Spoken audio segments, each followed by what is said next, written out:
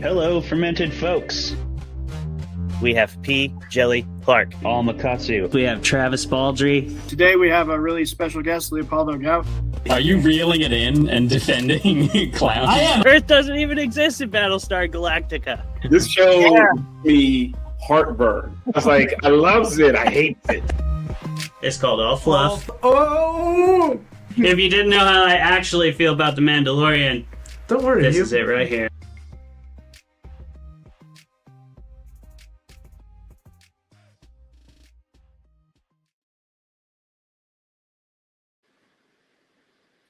Hello, fermented folks, and welcome to another episode of Fermented Fiction, the show where we debate the best books, movies, and shows in the genre fiction realm while getting drunk together. Well, you know, most of the time. We might not be doing that so much because it is Saturday-ass morning right now, because we have a guest from across the pond over in France.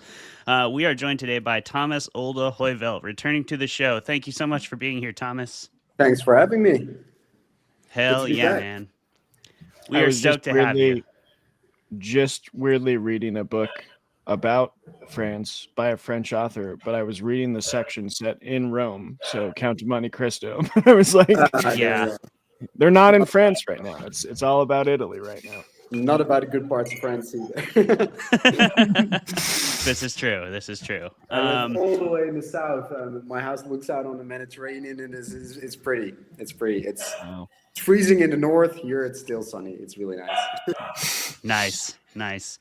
Yeah, I imagine you have so many different climate zones and stuff in France. There's just so much geography going on in that country. So, but yeah, you like where you're living? You like where you're living at?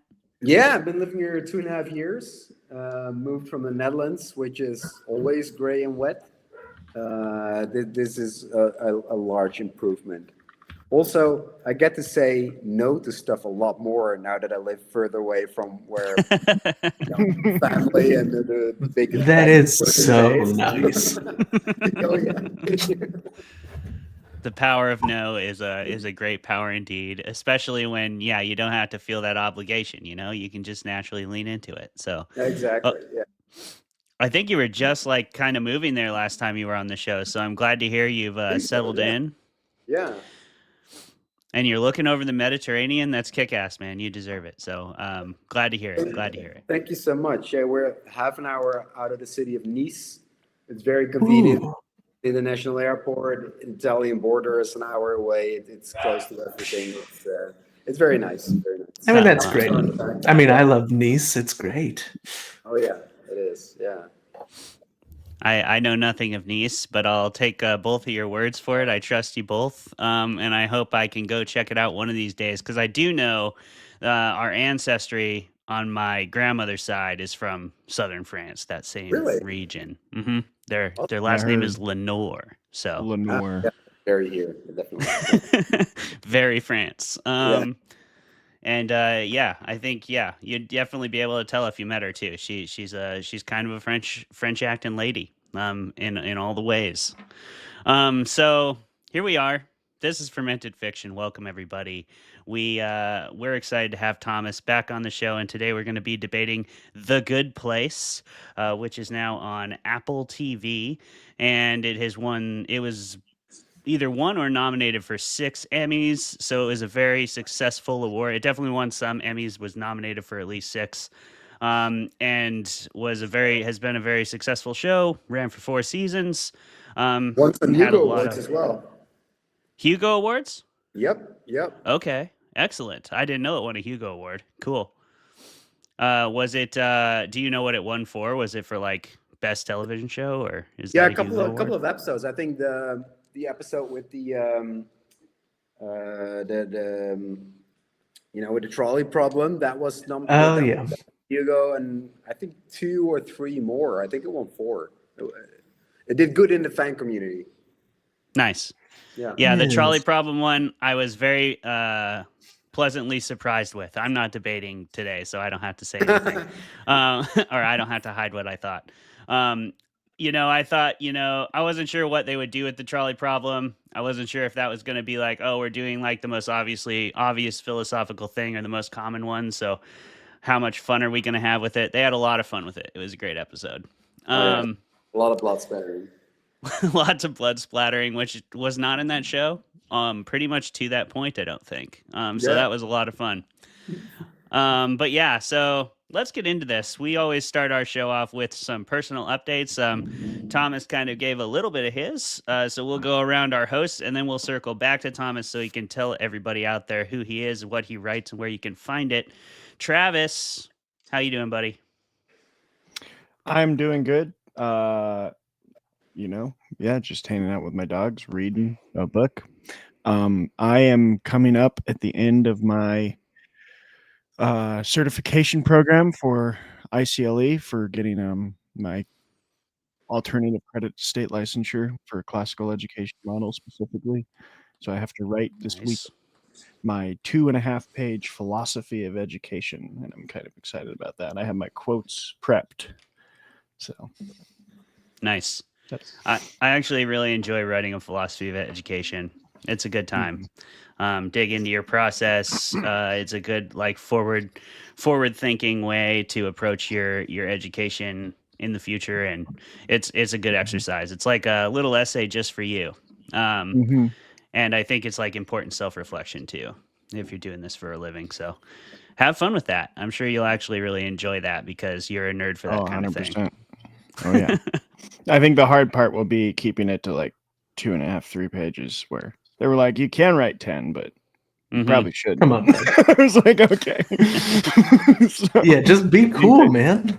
I think they said 4 was the max that they would suggest. So that's going to be the hard part of not just wandering off and being like, this is what I believe. But yeah. It's every author knows that struggle when we have to write a synopsis or a summary of the book, right? And send it to a publisher. We're always like, this doesn't do it much justice, but this is kind of what it's about. I think this is what you want. I think this is how you would try to sell it. Here you go.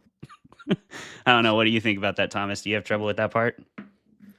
I hate that part. I mean, who doesn't, right? And it's like what you say. It's just to sell something, whereas I'm like, just read the damn story, you know? Right. Exactly. And hopefully you're at the stage of your career at this point. You've earned most of the stripes you probably need, and if you haven't, you should have. People should know by now. Yeah, hopefully you've got there was an interview with Denzel Washington recently where one of the people was like, do you audition anymore? And he was like, no. And she was like, well, yeah. How long has that been? He's like, it's been 35 years. I haven't auditioned. Right. Why would he need to? It was kind of interesting because recently, in basically almost every country where I am published, I moved publishing houses. In the US, I went Millen, Nightfire to Harper Books. Also in the Netherlands, in the UK, several other countries. So it kind of felt like auditioning again. But in almost all the places I moved up to a better house. So I'm really happy with where I am today. So I've recently been through that whole cycle again, and it's interesting. It felt like back in the old days where you are anxiously awaiting news from your agent and are they bidding and but it all ended up well. I mean, if at some point you got some sort of a track record, then it gets easier. Right, exactly. Well, I'm glad to hear that the process wasn't too excruciating for you and that it ultimately worked out. Again, you definitely deserve it. Excited to keep reading Darker Days. Jeremy, what are you excited about? What are you doing right now? Well, hey, we're coming up on the time of year where I have been volunteered once again to make pies. Oh, yeah. It's pie time, baby. It's pie time for sure. What kind of pies? It's pie time. Yeah. I've been requested for no less than 3 pies for Thanksgiving. So, we're going cherry, we're going pumpkin, and French silk. So that's going to be fun. French silk. Yeah. Okay. Yeah, boy. That's very topical for today's guest, today's episode. A little bit of French silk action. Let's go. C'est la branche, let's do it. Absolutely. Seize that branch, buddy. Seize that branch. It is certainly a branch. It is. Yeah. And for my personal update, I am about to start. So last year I taught that writing modern horror class at the Peninsula College, and that class has been renewed for another year, along with a more advanced version of it. So we're going to be doing like a 200 level version of it, where I'm going to do reading. So the first class is like a film study class. We analyze horror story structure by film because it's just way easier to get people to watch movies when they're like community education. But I think I'll have enough buy-in with the second level class that I'll be able to get people to read stuff. So I'm really excited about that. I'm doing that, and then I'm also teaching a like semantics of publishing class at the college. I got renewed for one and then 2 more added at the college because last year went really well. So that's exciting, and we're starting those winter and spring semesters right now. While I have the microphone bow-guarded, I also want to announce, just if you happen to be a writer out there from the Seattle area, enter the Crypticon writing contest. It's live. I'm the chief editor, and the prizes are great. You get a cash prize, you get published next to professional writers in the anthology, and you get a ticket to the Crypticon convention for free if you get selected as one of the 5 winners. So yeah, if you're a writer out there, go submit to Crypticon. I'll put the link in the description along with everything else. Now let's get to what we're all really here for, which is to meet Thomas, to debate stuff with Thomas, to hang out with Thomas because he's fucking awesome. Thomas, who are you? What do you write? Where can we find your stuff? Yeah, so I, as you can hear from my accent, I'm not American. I am from the Netherlands. I live in the south of France, and I'm a horror novelist. You might know me from a book called Hex, which came out a couple of years ago and was translated in, I think, about 25 countries around the world. It went kind of wild. And now I'm just back with a new book. It's called Darker Days, which I'm really excited about. This is, as the title suggests, my darkest book so far. It is a Faustine Bargain novel that actually sets in the Seattle area. It sets near Carnation, Washington, and it's about a street up there where the people have 11 months of perfect happiness each year, and then they have to pay that with 2 prices. Because they have this Faustine bargain, and one price is that they have to experience the opposite for one entire month, the month of November, where they get a lot of bad luck, a lot of mishaps, a lot of financial, mishaps, and a lot of hassle, basically.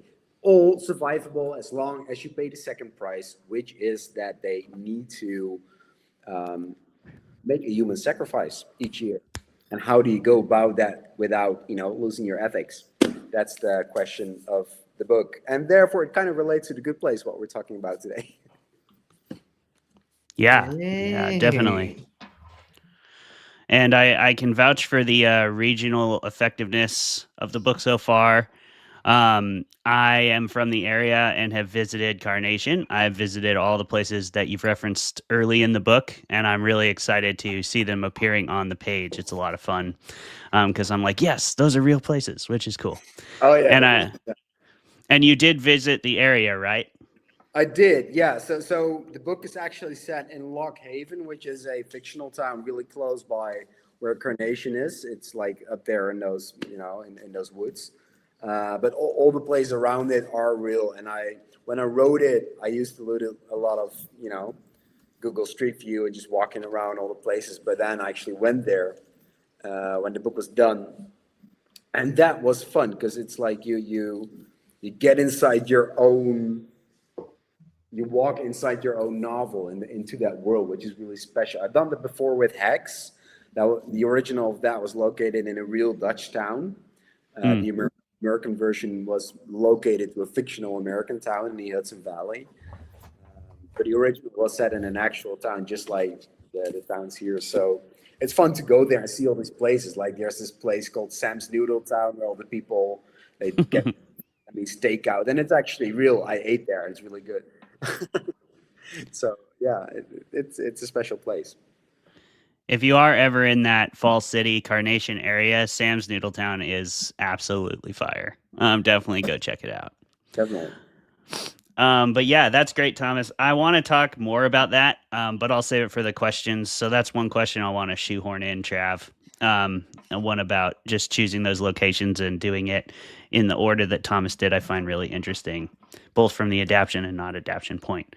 First, however, we are here to talk about The Good Place, y'all. So we're going to do that. Again, this is a show. So the premise of the show is there's a good place.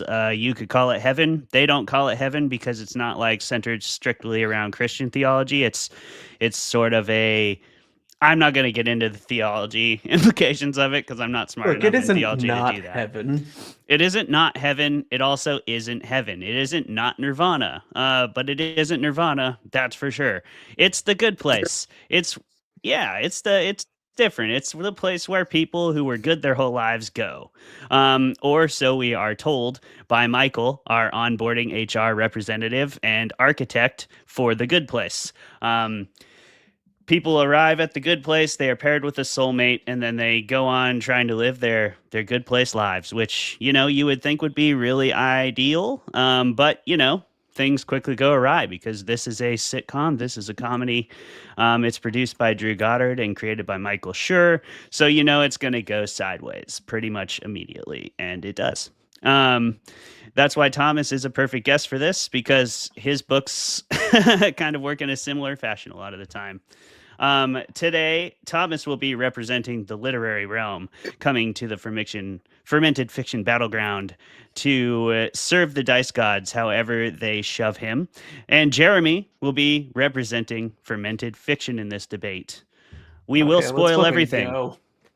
Let's fucking go. We will spoil everything. So if you want to watch The Good Place for yourself, go away and come back later. This will still be here. It will still be fun. Spoilers if you don't will care, be complete and immediate. Absolutely. They're going to happen right away. We might start in season 4. You never know where the debate's going to take us. So Thomas, do you have a dice or do you need me to roll for you? Yeah, please roll for me. All right, Done. Let's do this. Ooh, that's a... What'd you get, Jeremy? That's a hot 6 right there. Okay. Well, Just that will not be the piping hot. 9. Oh, I rolled. all right. Oh, God. Both low rolls, but Thomas, you came out on top, which means, Thomas, you're going to be arguing for The Good Place, and Jeremy is forced into the corner of arguing against The Good Place. I have your 10-minute timer, gentlemen. Are you prepared to debate? Oh, we're so ready. Okay. We're going to start, and remember, you have 10 minutes between both of you, so you do not have to hog the mic or try and take all the time. Just try and be polite to each other, but also very harsh in your debate. So we're 10-minute timer going. We're going to start with you, Thomas, on the defense side in 3, 2, 1, debate. The Good Place is seriously one of my favorite shows. I watched the entirety of it, all 4 seasons, probably 3 or 4 times, maybe 4 or 5 times, if I'm honest. It's one of those shows that I have on nowadays because I know it so well while I'm cooking, while I'm doing other stuff. I know all the lines and I can say them along, and it's that good. It's that good. What I love about The Good Place, that it's genuinely warm-natured. It's good-natured. It's the cast is fantastic. They're lovely characters. They're lovely people. The actors playing them, they have on-screen friendships that you feel in your own room when you're watching it. And the premise of it is just so good. It's fun. It's surprising.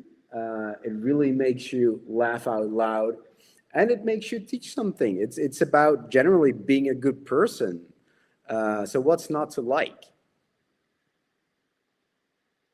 Well, I will go ahead and tell you, and I think I will begin with one of your points, is that, showing humanity as fundamentally good, unless, of course, you're showing people on Earth, in which case everybody is an absolute dumpster fire.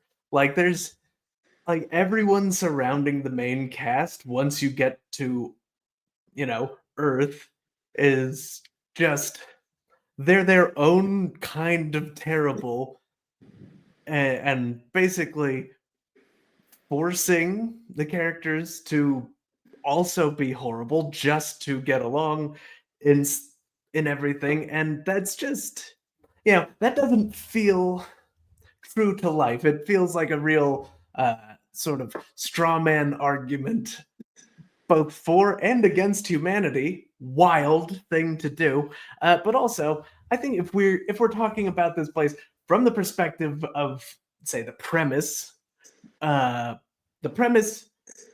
did rub me the wrong way right away, which is the like, oh, you've died and you're in the good place. Now immediately there are a few things wrong with that. One, it makes the main twist of the first season very predictable, because like if this really is heaven, then there's nothing to go wrong. Like these things can't keep happening. It makes the first season like an okay, when's the rug gonna fall out? Because it is.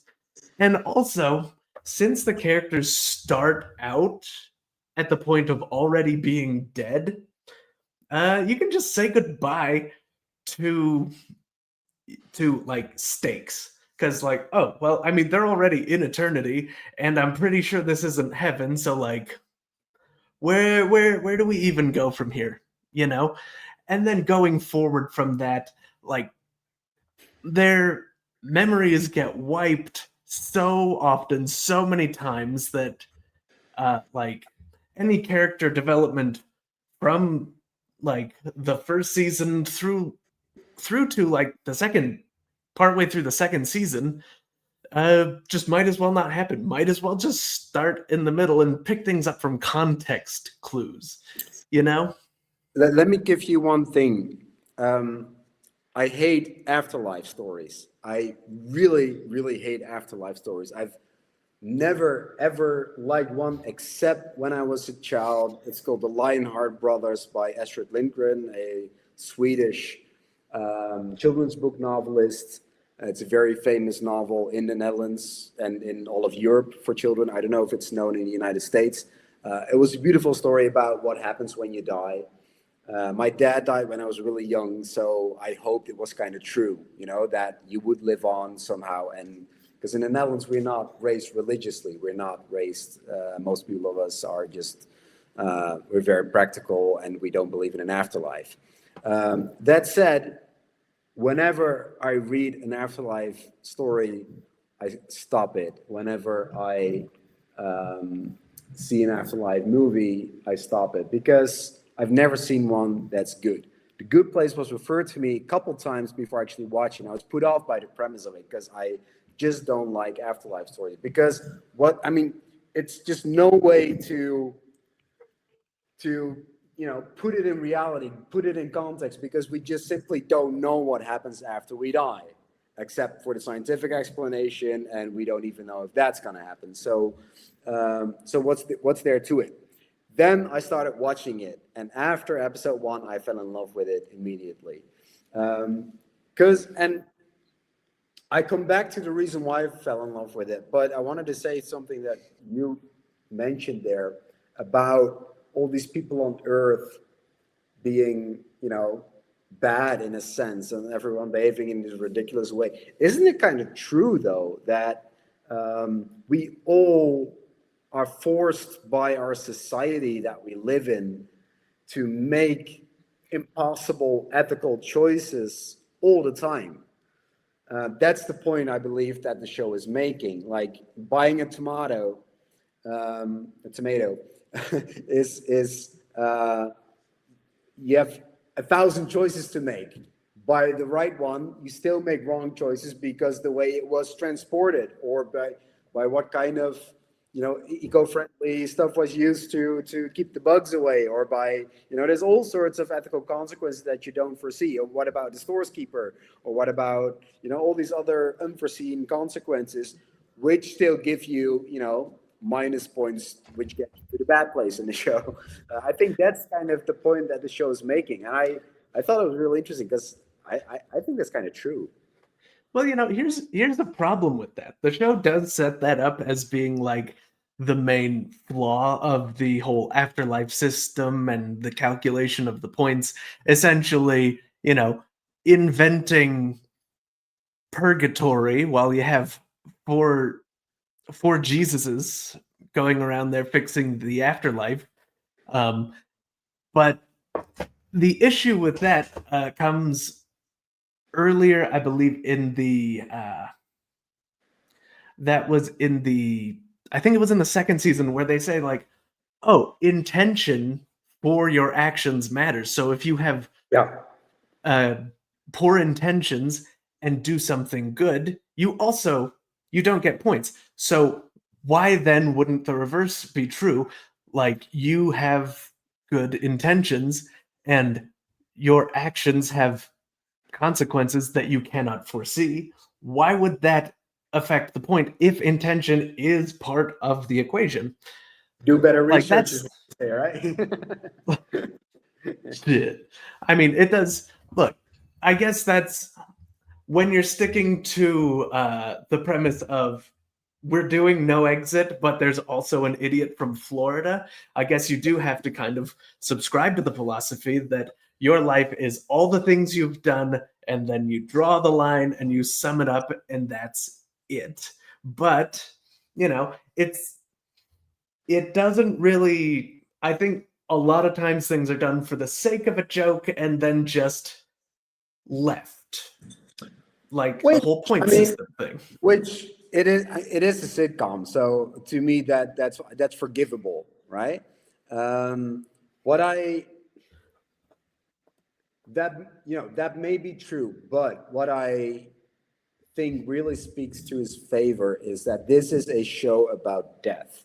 In episode 1, in the first line, I believe, Eleanor is introduced, welcome, you're dead. Welcome to the good place. The whole problem with the afterlife, like I said earlier, is that we simply don't know what's there after life. In a roundabout way, and this is a big spoiler, of course, but those were already announced, so no biggie. In the end of the 4th season, it perfectly rounds up to a place where we still don't know what death is really about, because the only way to fix the good place, to fix the afterlife, is by creating an actual ending to that afterlife that we don't know what it's about, because otherwise it loses its meaning. Eternal happiness is just, it becomes one mushy a mushy swamp. And I love that philosophy that, yes, the only thing that makes life worth living is that it is finite. Because otherwise, what's the point if it goes on forever and ever and ever? What's the meaning of happiness then? Well, I think it speaks to an issue when we talk about Jeremy, I'm going to stop you right there because the 10 minutes is up, so you don't even get to rebuttal. You don't even get to rebuttal. You're done. Dang. Okay. Goodness. Unilateral decision to just cut the 5-minute warning or 5-second warning, huh? Yeah, Thomas was You just halfway went and through did a good exposition on death, so I was like, I'm not going to give him 5 seconds in there. I'm just going to interrupt Jeremy and give our guest the best seat there. Great debate. That was a great discussion. Good Also, great everyone. discussion. I just think there was a lot. I could take that to a whole different podcast of like talking about the philosophical implications of death. It was awesome. That's not the podcast we're on, though. We're talking about the show and if it's a good show. But before we do that, we want to talk about what we're drinking and what we have brought to the show. I will just start off real and very simply say coffee, because I had a lot. I had some beer last night. I'm not going to have beer at 11 a.m. So, well, what'd you have last night? What'd you have last night? It's probably still in your system. I was, funnily enough, running a game for my friends, TTRPG called Honey Heist, and I found Oh yeah, Honey Hey, Heist is fun. Hey Bear Honey Ale. So that's what I was drinking last night. Hey Classic. Bear. Clay, what do you got? Perfect. There was even like there was some funny little Drew Goddard feeling jokes in this. Like the little animal party, there was a Build-A-Bear workshop and it was an actual bear. Just an actual bear. Face out there. Yeah. Just a massive bear. But that's what that made me think of. I am drinking an NA today, but I am doing a Deschutes Black Butte Porter. I tend to like the darker imitation and A's because I think they just have a little more of a beery body to them. Or they taste a little closer to the thing, at least to me.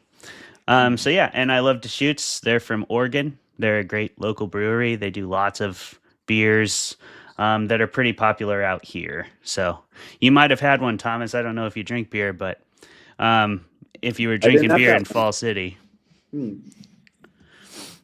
No beer for you, did you say?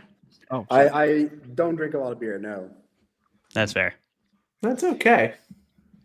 Jeremy, what are you drinking? No, I also just noticed you changed your name to reference the show and then had to debate against it, so that's hilarious. It's it's what I'm here for. I'm rewarding the fans that pay attention. And at the same time, now I haven't had to say this in a while, but Travis, you're gonna have to calm down. I'm right. It's time. It's 11 on a Saturday. I woke up this morning, did not have to take my dogs out, and did not have to go teach middle schoolers. So this is my perfect mood right here.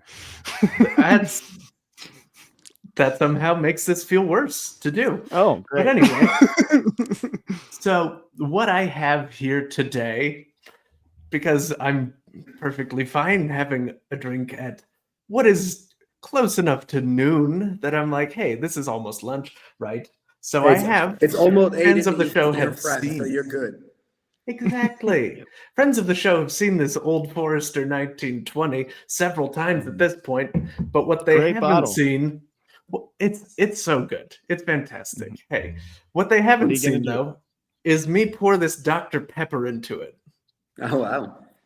Because nothing says this is secretly torture for somebody like me doing that in front of Travis.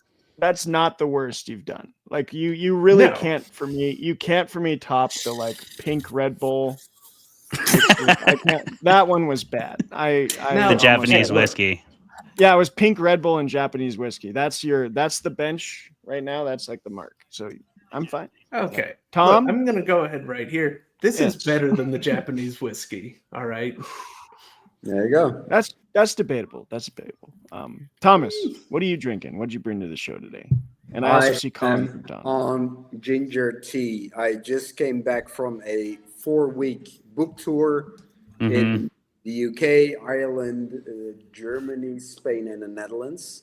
And I basically had 4 weeks of nonstop talking and speaking, and I'm getting my voice back up, so I'm sipping ginger tea every day now. Good call. Trying to be a good boy.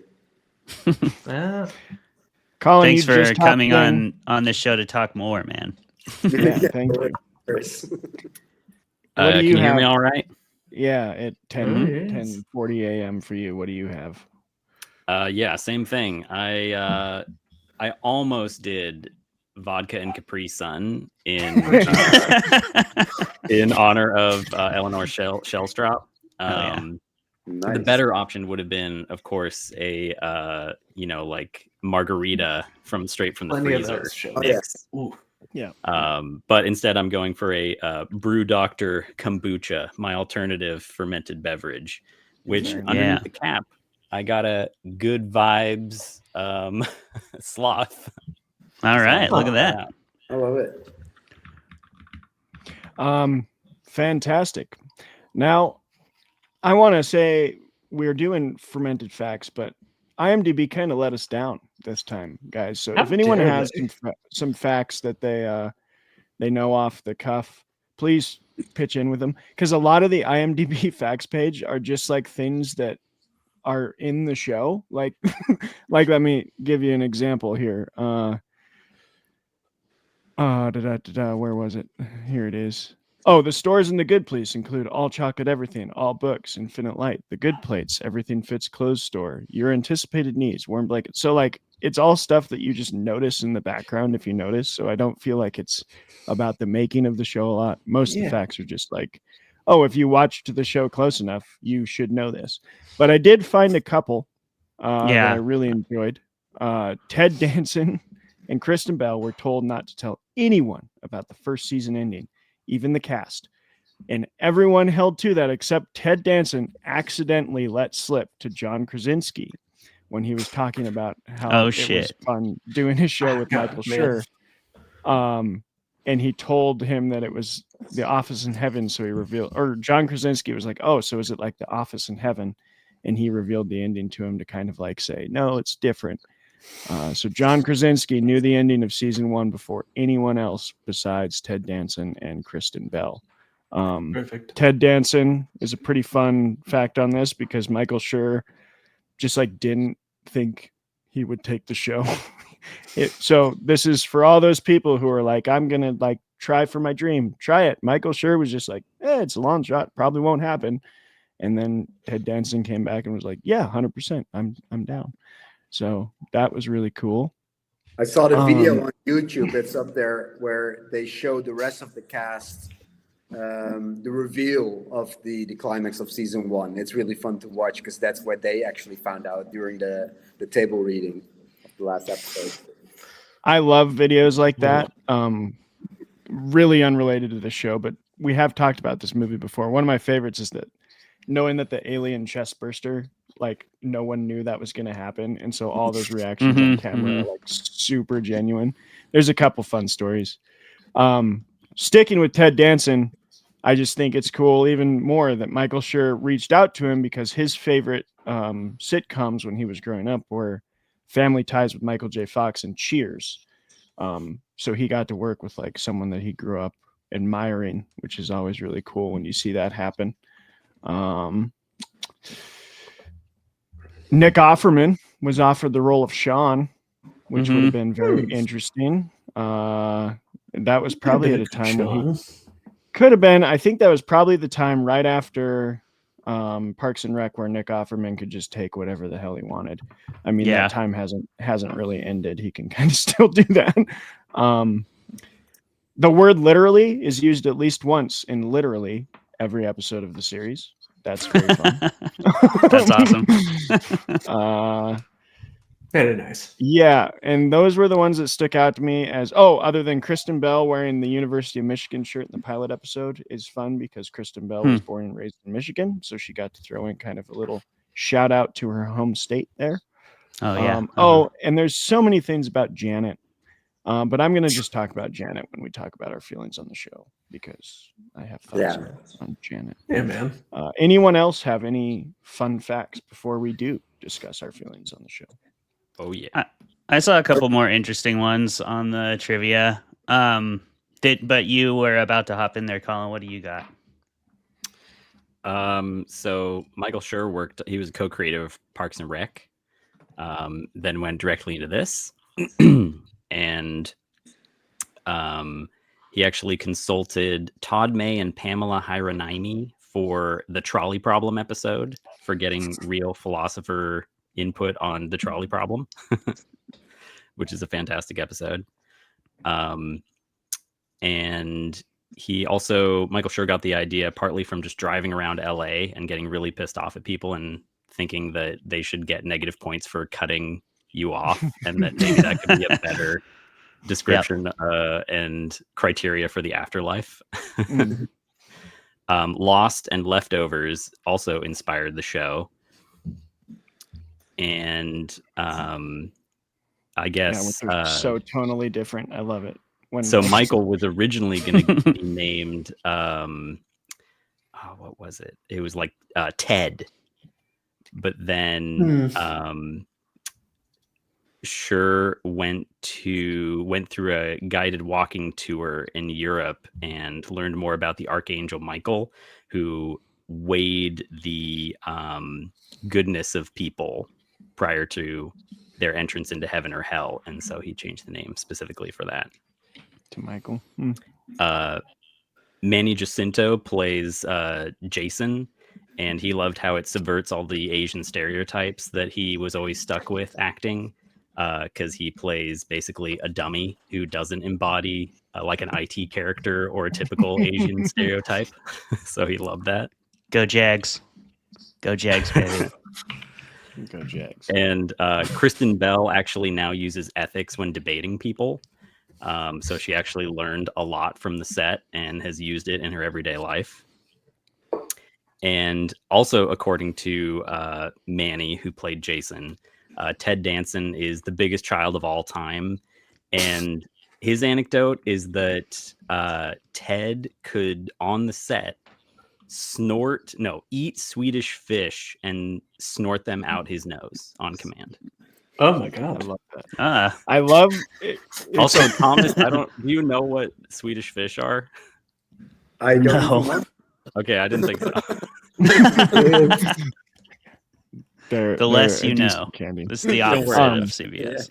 It has Color nothing. candy you will start chewing and then never finish. That's fair. One of the weirdest, like, it's not even like relating to sitcom, like veteran actors on new sitcoms, and then the different stories about them on set. I always find it fun to not fun. Maybe it shouldn't be fun because it's kind of sad, but like, What if it is fun? side by side comparisons of people talking about what's his name on Community? Oh, what is his name from the old days of SNL? Chevy Chase. Chevy Chase on Community versus Ted Danson on The Good Place. It's like these are so staunchly opposed to each other, like crazy. But Danzig was also up for a Best Actor nomination, which he lost to Bill Hader for Barry. Oh, which, yeah, that was a hard year. That was a hard year, man. You couldn't beat Bill Hader in like season 2 Barry though. He was really good. Yeah. And you'll never beat that dramatic of an acting combination, I think, with one that leans more into the sitcom comedy. Yeah. But Danzig is so funny. Like, I'm not even kidding. My favorite line of the whole show was when our homeboy asked, will the Jaguars ever win the Super Bowl? And he was just like, his reaction was so good. He's just like, I don't know everything. They but won't. No. But no. It was so funny. But his performance was amazing. He deserved that nomination for sure. Oh yeah. Yeah. Did you see that new show that he's on, The Man on the Inside? Not yet, but it's getting rave reviews. Have you watched it? It's really good. I think they just launched the second season a couple days ago. What I like about it is that they take quite a bit of the Good Place cast, and Michael Schur is on it as well, of course. There's like this little cameo for Janet, and Pillboy is there, and so some of the others. It's very sweet. It's a very sweet story.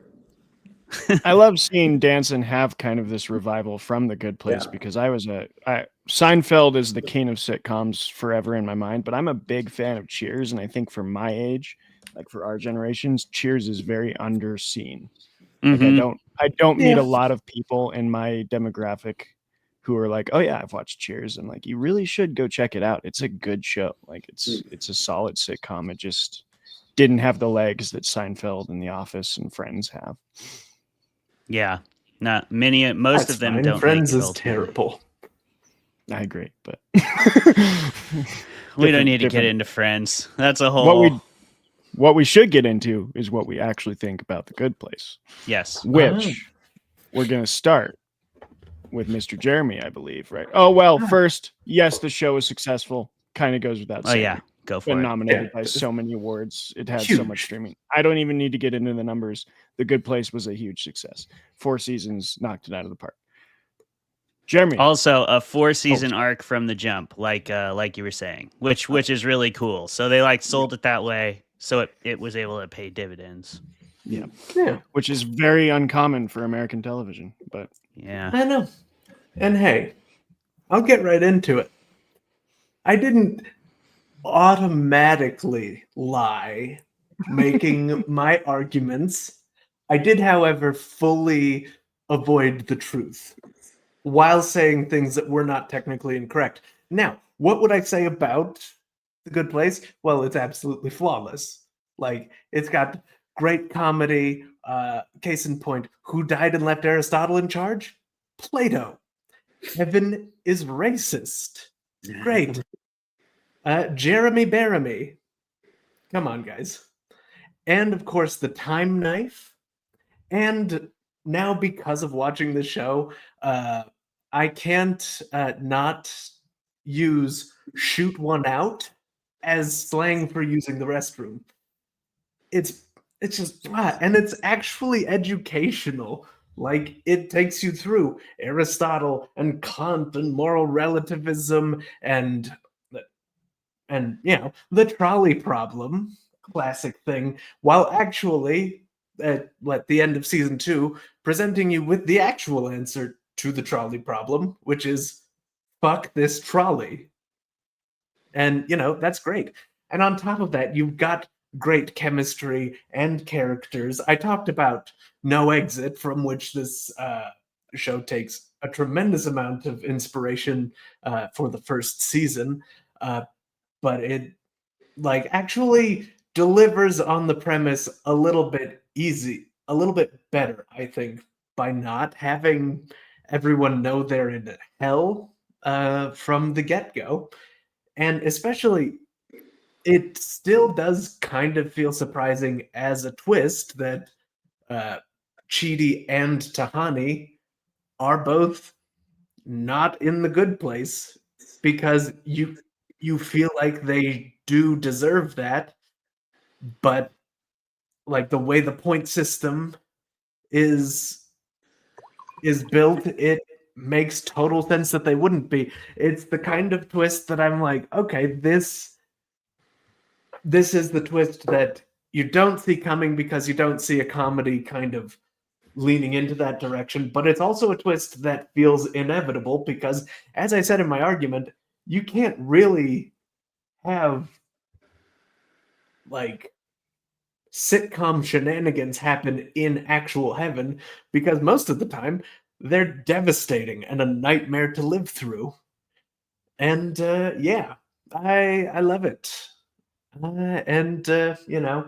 Chidi Anagonye is basically what would happen if me and my wife combined and were black for some reason. He's got her worries and my unrelenting nerdiness, and it's like, by our powers combined. Wait, that seems, I don't feel okay about this. Yeah. So Thomas, that's how I feel.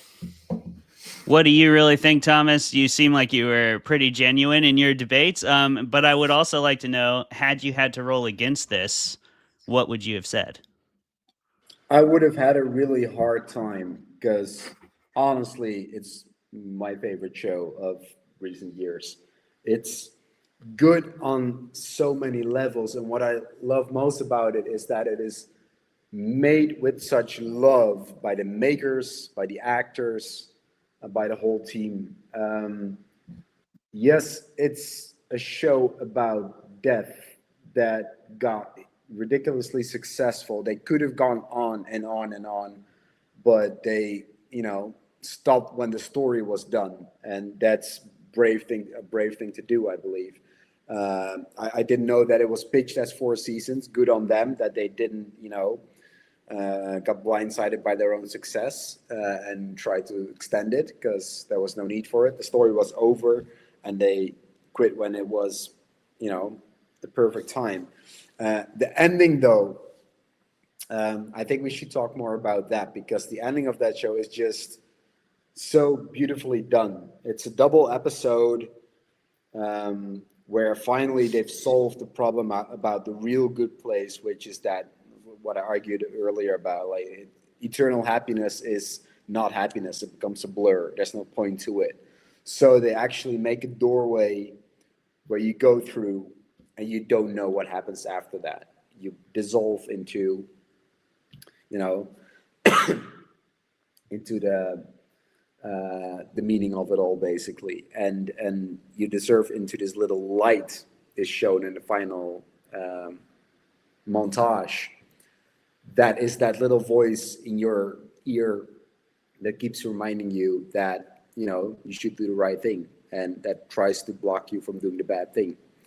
I thought it was just beautiful. It's a beautiful show about death. And what I like about it is that the point I was making earlier, that because we don't know what death is about,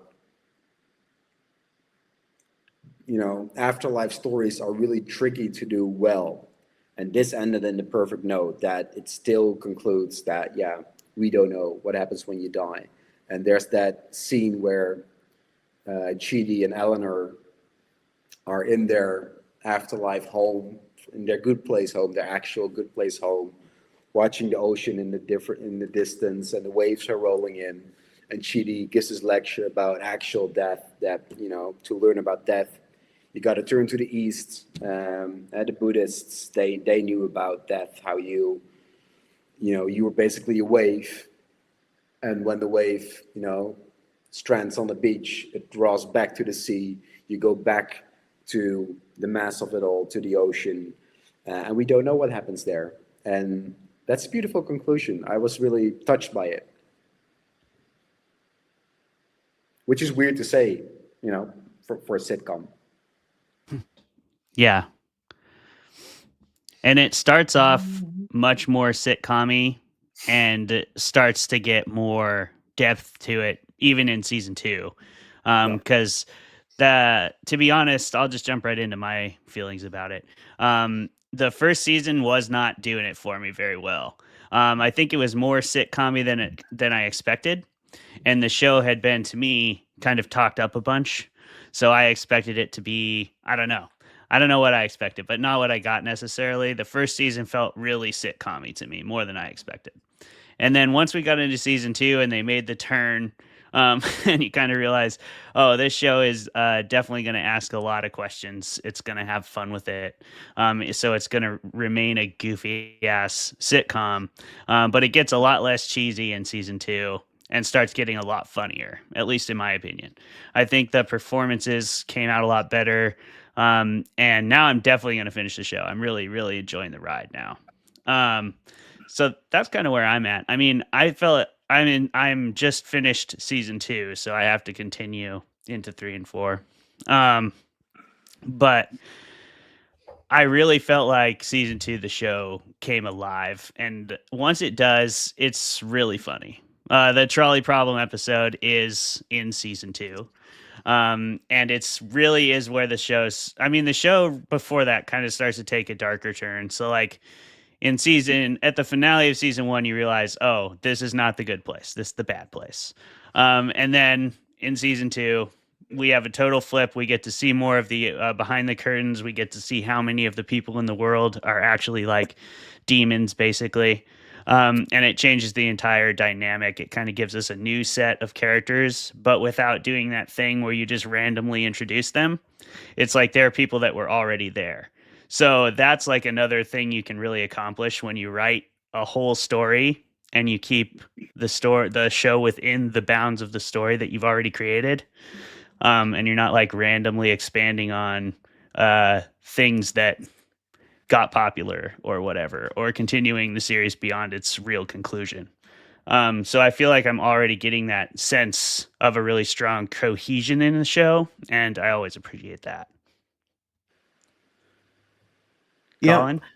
Go ahead, Before Jeremy. Colin jumps in, I do also want to mention, because it is important, because I think I do ultimately agree somewhat with Clay's assessment of the first season, because it's very episodic, and you're like, yeah, okay, and for me at least, it was like, yeah, this is fun, and there's ethics stuff, but there is this wonder in the back of my mind, which I was very honest about in the debate of like, okay, how would this even happen if like in heaven? That doesn't make sense.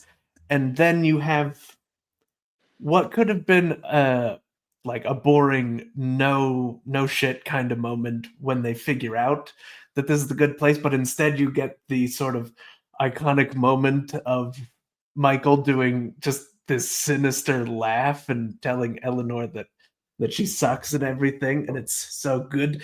And then for season 2 to watch that happen over and over and over and over again, just to hammer home like, no, we're not going to just do season 1 but again, because yeah, how would you, why would you, no one would want to even look at that. And then of course Jason even figures out they're in the bad place one time, and Jason figured it out. And when that happens, Dan's that face really is so hurts. great. He's just like, oh, I can't take this. This one anymore." hurts. It's bad.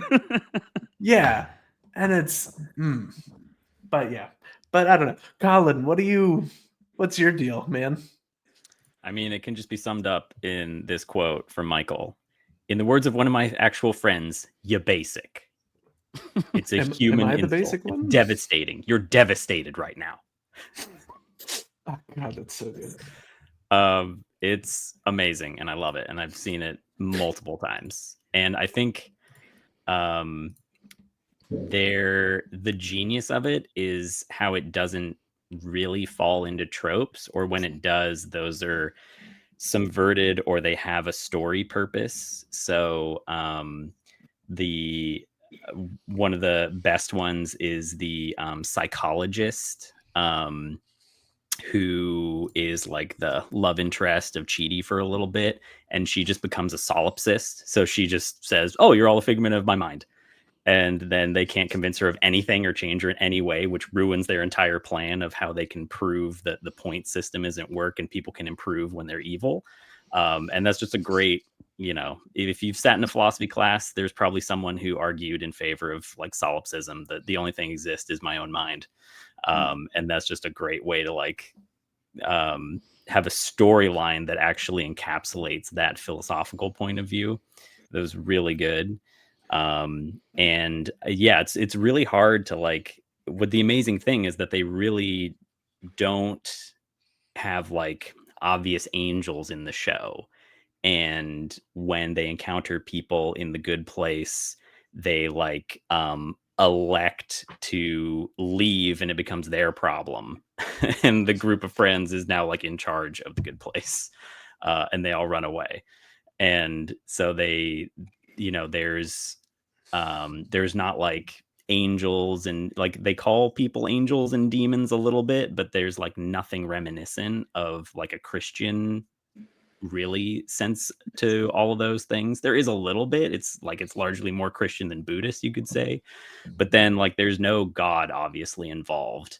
And there might be ways of interpreting like Janet as that, but it just like doesn't, I think they tried really hard to not fall into tropes of the afterlife or go too hard into like moral dilemmas that are really political. I think they ride the line basically perfectly entire the time. And also shout out to my guy that just loves frogs. I'm all about that guy. The doorman, yeah, he's wonderful. The doorman who loves So good. We all love frogs. Definitely think we don't like to do doesn't, sweeping statements on fermented fiction, but I feel good about saying that we all love frogs. Yeah. And hey, the frogs, last thing I you want to guys are say all is right. that when I first watched the show, I remember noticing all the froyo places. And Yeah. the thing is that like if you grew up when I did in the 2000s, like it would not be weird to imagine that heaven is a place with a shitload of froyos. That if you brought that up with kids at that time and adults, they'd be like, "Oh, awesome, hell yeah." And then it's obviously hell, and it's so clearly the case. And then we see all the new versions of different store chains that are awful. Whatever, man. I'm about to hit up TCBY right now. Yeah. What do you mean there aren't any of those anymore?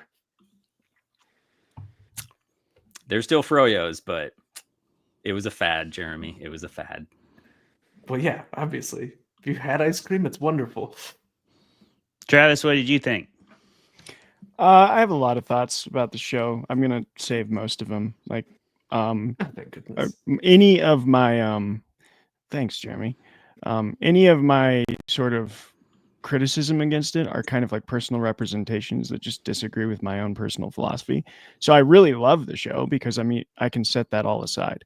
Like, yeah, I don't agree with what the writers are presenting as like the afterlife, but that's fine because I think what it does really well is be a clever, deep, and well thought out sitcom, and that's what it needed to be. And I think the big thing that hammers it home for me is like the best sitcoms that have legs. I talked about Seinfeld, I talked about Friends, I talked about The Office, are ones where we walk away with a character we've never seen before in some way that we can like hold in our hearts for forever. And I think this does that 4 times. Like Chidi, Janet, Michael, and Eleanor are all like, and yeah, you could probably, some people would probably be like, what about Tahani and Jason? For me, those weren't like Jason, maybe. Tahani didn't really stick in my mind as much when I was done watching it, but like those 4, Eleanor, Chidi, Michael, and especially Janet, I'm like, those are sitcom characters that will forever live in like the memory of culture. Like Janet, especially. Janet is such a good sitcom character. Janet's great. Even if I forget everything about this show, I will every once in a while remember like, oh, Janet. Again, like some of her lines of like, oh, I'm not a robot. Or like constantly reminding people that. Like I think that's the thing, not a girl. Yeah. That's the thing that I think this show does really well, is like it's deep, it's clever, but it also does what you need to do to succeed as a sitcom. Which The Office did, which Seinfeld did, and which Friends did, which I don't even like Friends, but like no one will ever forget Joey, and no one will ever forget, I just forgot their names, but you forgot them. Ross, Rachel, someone will. Chandler, Ross, Rachel, Chandler, like all of those personalities are so distinctive, and like if someone came up to me and was like, "Who's Chandler Bing?" I could give you a description of like that. Like a that dickhead. Yeah. Sure. Whereas Seinfeld is like the same, and The Office just changed sitcoms forever in the 21st century. But yeah, so that's what I'd say. It has its place on the shelf of like the memory of sitcoms because it does the things that make sitcoms succeed. It's unique. It has amazing characters, and it has a story to tell that's deeper than just the face value. So my only disagreements with The Good Place are that I probably don't agree with the philosophy of the people that wrote it, but that's fine. It doesn't matter. Sure. Yeah. And I do still think they do a good job of presenting lots of different views too. Because they basically do a view, like some philosophical quandary per episode. But you're right. Ultimately, the hand of the show is going to be seen on that part of it. Speaking of the hand of the show, I'm going to hand the show right now and send us to a 5-minute break. So Thomas, just click off your camera.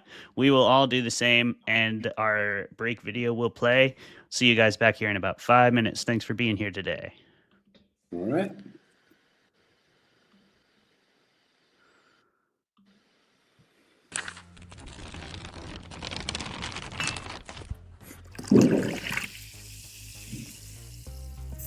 Hello, Fermented folks. Welcome to another episode of Fermented Fiction, the first of our new season, and I believe it's season 4. The show where we drink beer and argue with each other and bring on really awesome creative guests. If you'll permit me to go a little bit outside the box. Once upon a time, apparently, people used to sniff mummy remains, powdered mummy remains like cocaine. So I think 3 lines of powdered mummy remains, if you can get to that as well. Yeah, that'll get you right to really enjoy the movie, you know. Dave told us all about making a mead, and I talk shit about Tom Bombadil, as I am wont to do whenever people bring up Lord of the Rings. You would. You should. And then that's Everybody exactly what he freaking made. chill about Tom Bombadil, or I'll get unreasonably upset. So, in your assessment, what did you think of the everyone kind of paired off, or at least a number of people did, romantically? How'd you feel about that? Did that seem really forced and dumb to you, or? Tom Bombadil is a merry old fellow with his bright blue jacket and his boots are yellow. Right? His boots are yellow. Right. Imagine discovering mummy remains and oh my god, these ancient figures. Dude, what if we crushed this and snorted it, yo? I bet we'd get fucked up. Let's talk for a moment about the fucking all-star cast in this movie. We have Ewan McGregor slaughtering it the entire time, main character energy, top to bottom. You can't argue with it. Women want him, men want him, everybody wants Ewan McGregor. Okay? If you don't agree with that, you're lying to yourself. Apparently she had a backstory, but they cut it because she's very hard-nosed at the beginning. And then I will say another pro of this movie is their chemistry is hot. And I feel if they didn't have that chemistry, I would have been ugh. Because she says at one point, she's oh, it's the apocalypse. What are we going to do? Fuck. And he's and then later when they are kissing, if they didn't have chemistry and if it was two lesser actors, I think it would have been an eye roll, felt cheesy, but you feel their bond. The Langoliers themselves were originally going to be portrayed by puppets. And I think maybe they should have. Maybe they should have. Dude, that's amazing. There's no maybe about that. And I wish that I could say that there was something greater happening here than the war diary of a broken man living as sort of this White Tower academic with all of his friends sitting inside the Eagle and Child drinking beer and pretending Magic Lion Jesus isn't really silly. Because, it is. If we can just all be very honest with each other. The Lord's work out there. Good job. I like to think that I am. Most people aren't big enough, but I am. I'm willing to step up. You know? Yeah.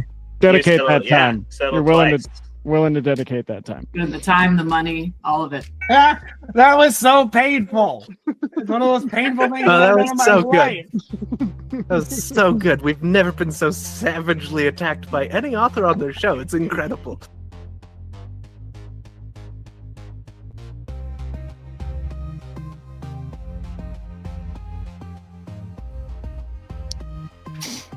Oh yeah. Now, quick question, Travis. Did you finish the show? We're back. Well, 4 of us are back. Did you finish the show? Thomas is making his way back. But we thank you for enjoying our 5-minute break and our initial conversations. We have some questions for you now. Clayton has one, but I probably will wait until we're more deep into talking about Thomas's book. I want to open with a question about tropes, but sorry for my dogs. A question about tropes, which we've talked about a lot on the show, but I think there's something unique about both The Good Place and Darker Days that speaks to a different type of trope, which is kind of like the thematic trope. Because we've talked a lot about like the individual character tropes. If you have your archetypes of characters, we've talked about story beat tropes, but you've tackled one that I think is really thematically huge and broad, which is the Faustian deal. And I think the same way goes for The Good Place tackles philosophical ones, like these quandaries that we've been questioning for all of existence. That feels bigger to me, like a bigger trope, if you want to even use that word, to try and like fit your story into and do justice to. So I'd just like to ask you, Thomas, and then anyone else who wants to pitch in, like, was it intimidating? Was it something you've always wanted to do? How did you like approach just going into this big umbrella of like stories about a Faustian deal that is baked into our societal memory? So I usually approach my way of storytelling by taking an archetype from the horror genre and twisting it around in a way you've never seen before. I did that in Hex, witch trope. I did an Echo, but the possession story trope. The witch story I turn around in a way that, people are not actually scared of the witch that haunts them. They're annoyed by it, and they're just having to deal with her as an everyday part of her life. And they're actually the bad ones, not the witch.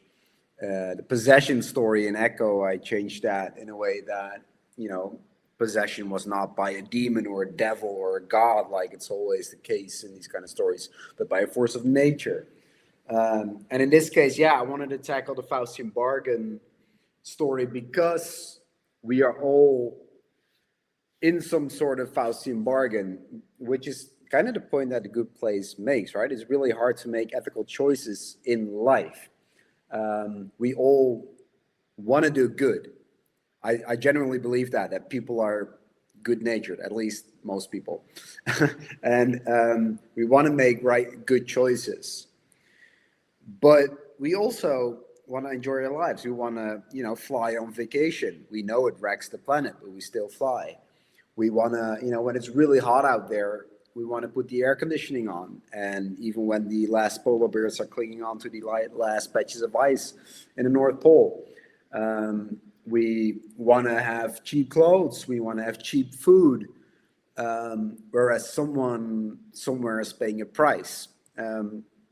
We all make these Faustian bargains where there is no right answer. Are we doing the right thing? Are we doing the wrong thing?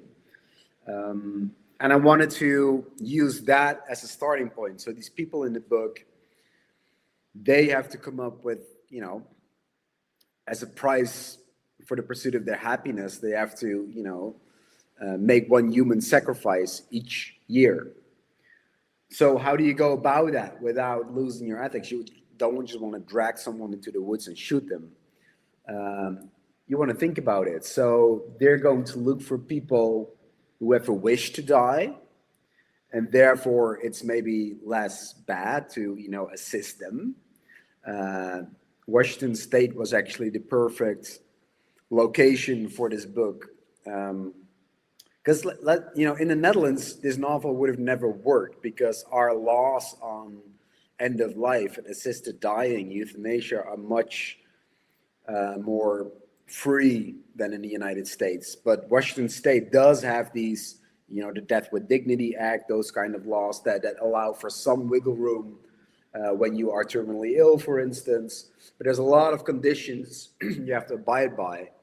And so these people in the book are looking for the cracks in the system and the people who don't abide by these rules or who fall through the cracks. And so they help them, and they want to present these beautiful ends to their lives, and they donate money to a charity of their choice, and it seems to be all well. But then there's a catch, of course, because whoever dies in these woods doesn't really die, and there's all sorts of bad consequences to their actions. So, the more I think about it, it kind of looks like The Good Place. That's awesome. You never know how your favorite things are gonna creep in there, Yeah. This is much, much darker than The Good Place, though. This is really, these characters.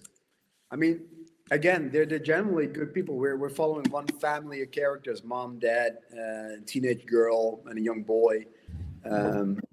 They're a tight family. I love the family mechanisms because they're bound by love, and therefore they are scared of losing each other's love, of course. And so you get this story through the eyes of these four characters, two of which the parents are part of this Faustian bargain, and two of them, the children, they don't know what their parents are doing. They don't know why they have these privileged lives. The girl who's 15 is to be initiated into the pack a year later.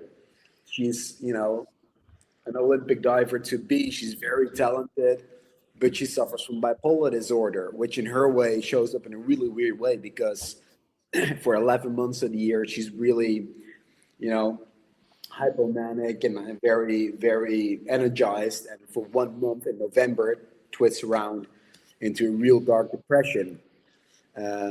And the kid Django, he's this talented pianist, jazz pianist, who has a piano teacher who tells him all sorts of stuff about World War II, about what the Nazis did to the Jews in Germany and Europe. But then in November, that twists around into some really dark ideas.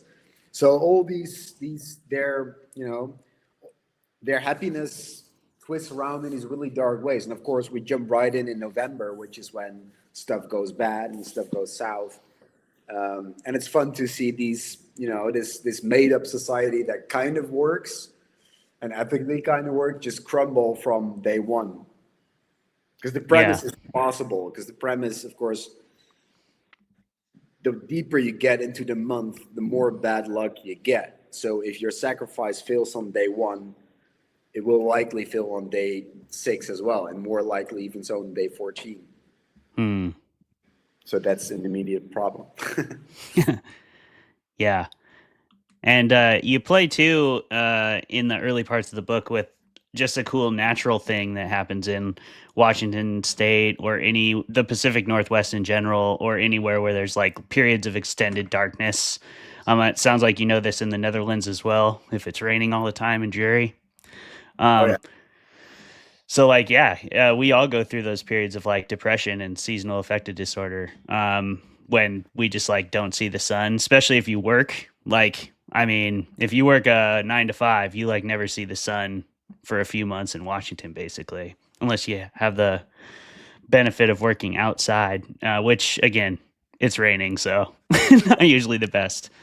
And I like how you play with how that sort of starts to bring the characters down. It actually feels real and grounded in the place. So yeah, that was cool. I just wanted to shout that out. There's this really beautiful opening scene where these characters, they're all neighbors from this street where they all live, these 5 families. They take this elderly lady on a palanquin into the woods, and she is suffering from cancer. She's, beyond treatment, she's beyond help. And they're taking her into these woods among a tunnel of lights, artificial lights that they hang among the trees.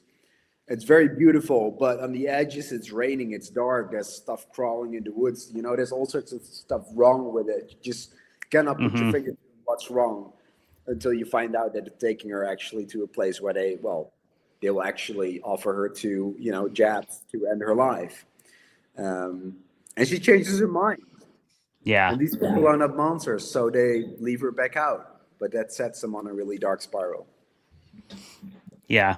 I love that opening. I like that she changed her mind, because this is like the 4th book I'm reading of yours. So as soon as I see someone getting carried through the woods on a palanquin, I was like, well, that's not good. Not good for you. That's automatically suspicious. I don't care who's writing that. I have questions. Right. Travis, can you remind me the exact question? I don't know how to relate it to The Good Place from here.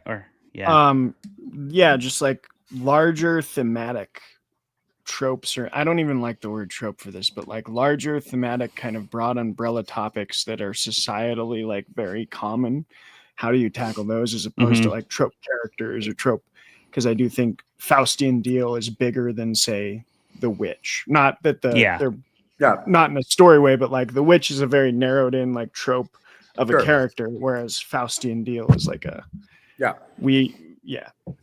and a Faustian Deal is sort of both. I mean, it's kind of become a horror trope. It's also often on the same cusp as a possession story in a lot of ways. But I think like speaking of The Good Place, I don't really think this is a story about what happens when you die, at least not in the early seasons. It probably gets more into that as its conclusion. But I think in the early show, it's way more about what does it mean to be a good person, I would say, is like what it's really exploring as the theme. So like that's in the way the Faustian Deal, I would say that's what it is for The Good Place. It takes place in the afterlife, but it's not pondering that topic nearly as much as it's pondering like who deserves to be where, does deserving exist in that fashion? Like and how do you define that? Like you said, all the micro, like ethical dilemmas that you incur on a daily basis, just as like living your own life, the way you live it, that's inevitable. So it's cool to explore, because I love that's something that Chidi, when he's like realized it's the bad place, his first reaction is like almond milk. Damn it, I knew it. Always the almond milk, man. Yeah. And that's like funny on a couple levels to me. It's funny because it's like a good line, because it's like a easy joke, but it's deeper than that. Because they have the character fleshed out enough that you understand. If you really think about it, that means that's actually something that's been upsetting Chidi for a long time. And like every time he drank almond milk, he felt like he was like committing a sin, like cheating on the planet. Rationalizing it But he did it. long. He couldn't stop himself.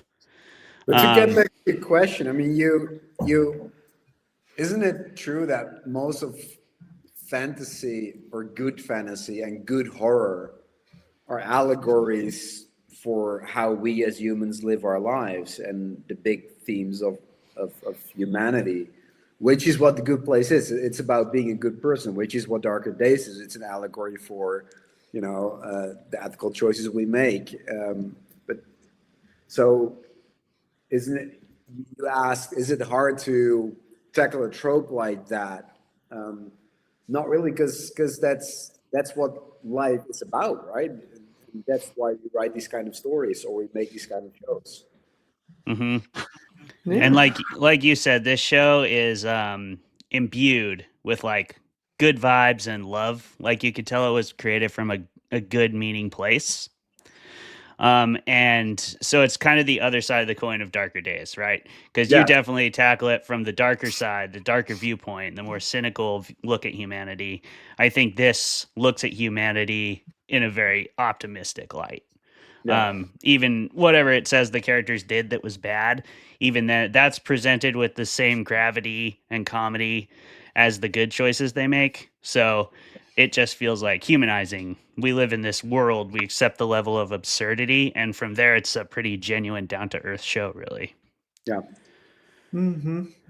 And and I think, to the point of Travis's question, I know, and I assume this is probably the case for most people. Like, whenever I try to create something within an existing trope or genre or setting, or in the case of food, a recipe or whatever, I tend to go in one of two directions. Either I try to recreate something that I love to show people why I love it, to just bring that experience to them, or I try to explore something that I feel like the category I'm in is missing for me personally.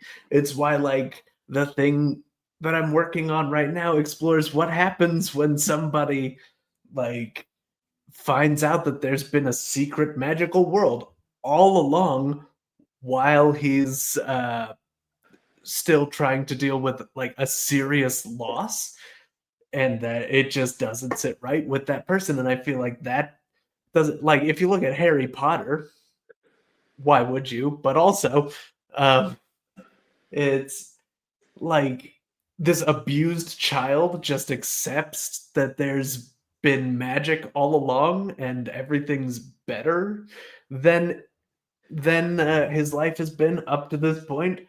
Why would he even do that? And so for me, scratching a particular itch, but also as it pertains to this show, when you watch it, yes, there are a lot of tropes and things that this show will lean into or sort of lean away from or explore new aspects of. But then if you take the series as a whole, I find it tremendously interesting that the show basically takes 4 seasons to create the actual Christian afterlife system. I mentioned 4 Jesuses before, and that is something that I actually meant because, our 4 main characters all die and go to hell, which they ultimately don't deserve to be in. They come back to life and ascend to heaven and end up reforming the afterlife to create a purgatory and a path to heaven for everyone. Like, if that's not, that has to be on purpose, right? Steering directly into just exactly Christianity a bit. But I don't know. This is just one of those things. Colin, do you have something to say? And then kick it back to Travis. I know he'll have things to say. Yeah, about but then to reply to Jeremy, Michael points to the wall and he's like, "Oh, Jeremy Baramy got it right. He got really That's, high on mushrooms one night." Doug and he Forsett. Thank you. Oh, Forsett. That's what it was. Doug He's Forsett. just a hermit living in the woods. Uh-huh. Oh. So I think that's what's brilliant about the show is it just like it uses comedy to circumvent like entire sticking points of religion. Because that's the best way to do it. So we can suddenly talk about that stuff because it's so ridiculous and absurdist, but then find this meaning to explore the same exact topics of like, who determines who goes where? What's that criteria? Is that objective? What gave the person authority to decide on those? And that's what they all deal with. And that becomes the plot of like the overarching plot really of the series, but also smaller ones within each episode. Yeah, it's me. I actually can't speak too much on a lot of that because I haven't finished the show. So I only know the initial kind.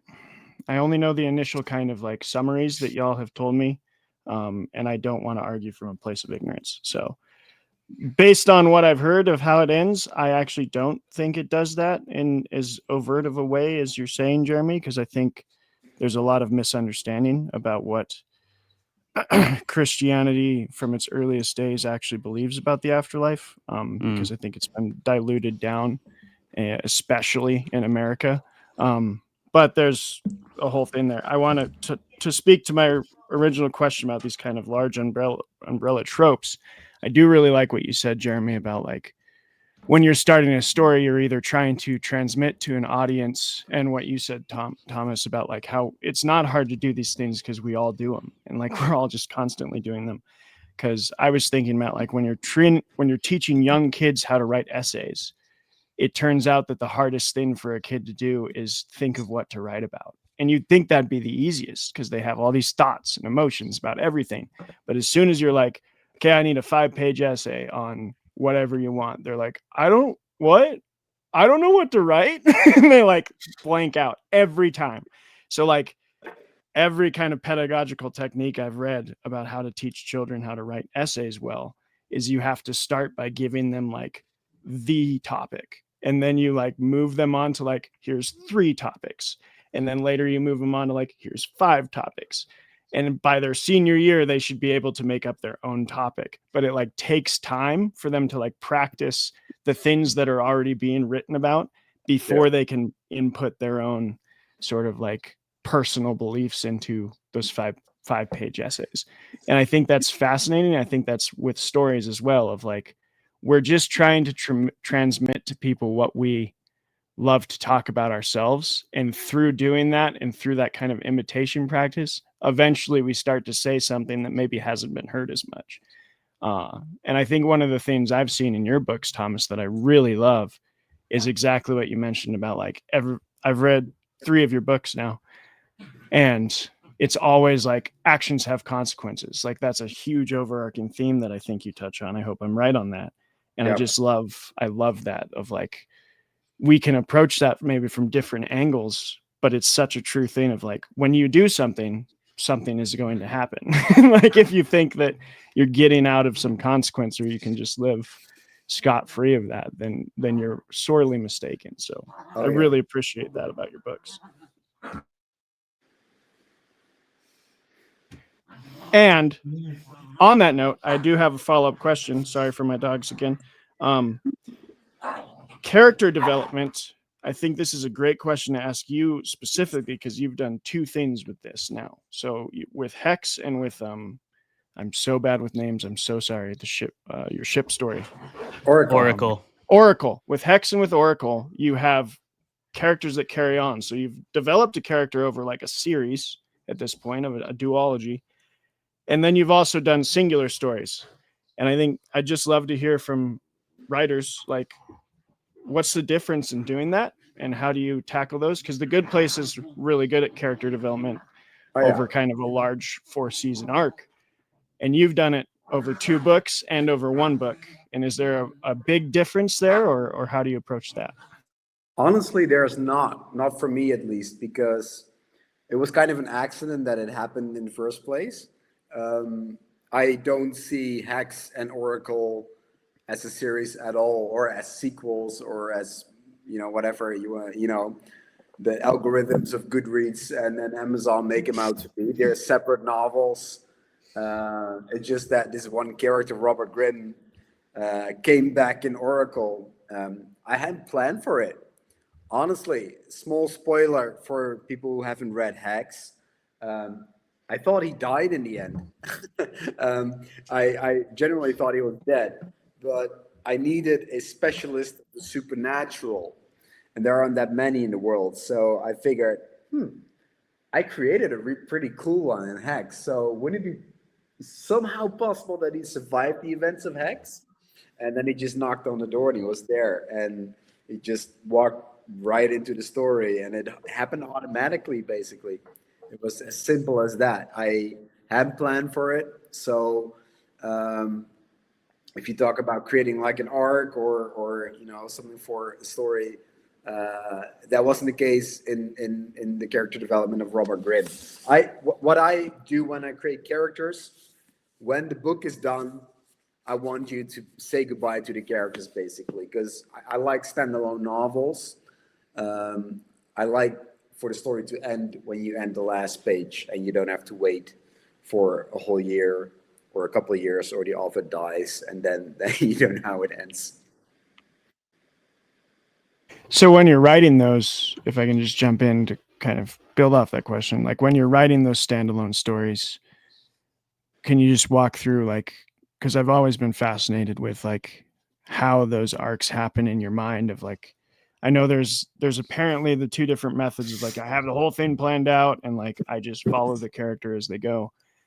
But I don't know. I feel like that might be an individual difference with everybody's sort of writing style. Like, how do you follow your characters through your story, and how do you know what decisions they're going to make before they make them, or are you kind of in their mind as you walk through the world you've created? I am in between a planner and a, just someone who lets it flow. I have to know enough of my story to be able to start writing it. But that, for me, because I think in images, I'm a very visual thinker. So to me, that starts with a general visually strong idea. That lopsided ship in a tulip field in Oracle, that was just too good of an idea not to pursue. And of course, there had to be a hatch on the deck that was open, and if you go in there, you disappear, and a boy sees his father go in, and boom, you got a story. So what I do is I put these characters in these situations because and then see what they experience. And the way I approach this is that I put myself into the situation. I try to imagine myself in the shoes of each character, and then see what I would do, or what I especially wouldn't do, and then let the characters do it anyway.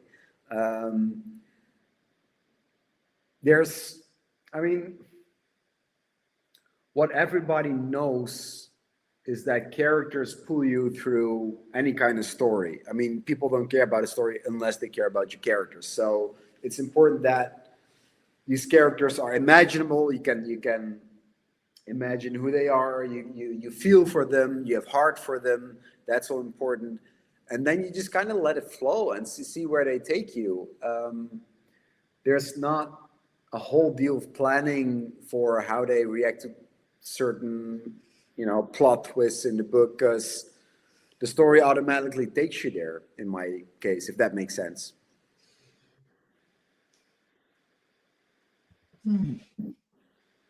You're muted, Clay. I know. I agree with Thomas. One of my favorite quotes about acting is from Sanford Meisner, and it's just never act. So like the best actors go beyond where they have to act like a character, and they like inhabit that character. They really do become that person. Like your pro actors, that's the art of what they do, is learning how to do that with different types of people. And I think we do similar things as writers. We have to do we don't have to play them on stage, but in a way we certainly do. We have to walk them through all kinds of scenarios. We have to put them in places we've never been. They come from backgrounds that we have not. And yet we still get to know them on like the deepest level. And you kind of really have to like live with them and hang out with them. Oh, yeah. I feel like every time you start a new story, and I'd love to know if you what you think about this, Thomas, but I feel like it's like learning a new language almost. Like you have to hang out with them long enough, but if you really do spend the time with them, you always come to understand your characters pretty deeply. And then, like you're saying, Thomas, like as soon as you invite them over to the barbecue, like if they do just show up, then you really do just start to follow them around, I feel like. But you have to do the upfront work first of like getting to know them and trying them out in some places, putting them in scenarios, putting yourself in their shoes, and eventually they sort of become their own people. It's weird. Definitely. What really helps me a lot when creating a good story is that you give your characters impossible questions to answer. You give them these, ethical dilemmas, like in Hex. In the first chapter, the son asks his father, "Who would you save, me or an entire town?" And of course, the father says, "I would save you. You're my son. I would never sacrifice you." And then when that comes to reality, there's all these ethical consequences to that. And humanity kicks in, and what do you actually do? And of course you still go for your own kid, but what does that mean then in reality? Same in Darker Days. All these characters are faced with an impossible dilemma. Is this the way forward? Can they escape it? What are the consequences if they wouldn't do this? They're not good either. So that gives for good story. Give your character something impossible to work with, and you immediately feel for them and feel for their ethical debate. In Darker Days, we follow this the father who is an actual judge from Seattle, and he's kind of appointed by the street to judge each case by its ethical standards. Can we still choose this person, or is this still allowed in our own ethical framework? So he has to make all these ethical decisions all the time. And halfway through the book, he does something incredibly stupid, and you see it coming when it happens. And you're screaming to the page, "Don't do this, don't be so stupid." Does it anyway. It has horrible consequences. And he's faced with yet another impossible situation. And what I like about this book is that on each page, it makes you wonder what you would do, but also that readers have come back to me and they said, yeah, even when I saw this impossibly stupid choice play out in front of me and I knew it was going to happen, and I wish he'd listened to me, but he did it anyway. I still felt for him because it's still human, and I could still feel for it, and I'd still imagine myself doing the same thing in his position. That's what I like about good characters, where you can actually feel for them even when they make mistakes. Yeah, I know. I love that too. I think The Good Place is another good example of doing that. It does that all the way through. Everybody is making mistakes the entire time. And like you said, I think people forget sometimes that like comedy is its whole own genre with its whole own set of expectations, and also its whole own like list of things that are allowed. Just like fantasy and sci-fi and I think that was part of my thing with season 1. I think, like I was saying, I didn't go into it thinking it's this sitcom-y. I was like expecting it to be Barry, where it's like funny, but it's also gritty. You know, I don't know why I expected that, but I thought it was like, I don't know, not as sitcom-y. And so I went in there with like kind of the wrong attitude of like, yeah, this is a comedy. Calm down, you know? And like just go along for the ride. And it was a lot more fun once I started doing that. But you get that leeway based on the story you're telling, and I think they definitely use that to the character development's advantage. Jeremy, you have something to say? Well, I mean, nothing too particular. Like, I mean, I agree with all of it. Like, there are these sort of expectations put upon a comedy, which are like very similar to the expectations put upon like horror, but it's like Jordan Peele says, the difference between comedy and horror is the music that's playing in the background. But there's this expectation of over the top and nothing totally matters. And I love how this sort of how The Good Place sort of subverts that. And I love that it's the characters doing what makes sense for their characters that makes things sort of fit together, not necessarily making things happen, because a lot of this show in particular is the characters being acted upon by outside forces and trying to deal with that. But like, yeah, it is always tremendously satisfying in writing, in television, in movies, whatever, when the character does something that like Thomas was saying is like, I wish you wouldn't do that, but I also would have done that in the same situation. and it's just that perfection, because anything else just feels like a cop out. It feels like whether you understand the characters or not, you are making that character do something that is not them, that they shouldn't have done, that they wouldn't have done. And shouldn't and wouldn't are two different things when it comes to story writing. True. That's a bar right there. Yeah. Colin, you got anything to say on that? Nope. All right. Back to you, Travis, with the weather. I agree. I think too, Thomas, you've pointed to, and this finally formulated in my mind for the first time, which is nice.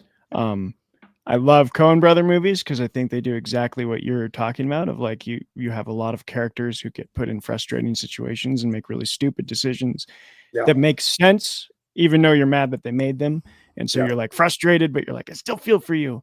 And then I'm going to maybe anger some of our audience, but like, I think that's the same reason I hate a lot of Adam Sandler comedies, is because most of their plots are built on the premise of like a person making a decision that makes no sense. And there's not like that buy-in with the character. It's just like, this happened because it had to for the story to happen. And I'm like, but it didn't have to. And like most people wouldn't do that. And like, if they were just honest, they wouldn't.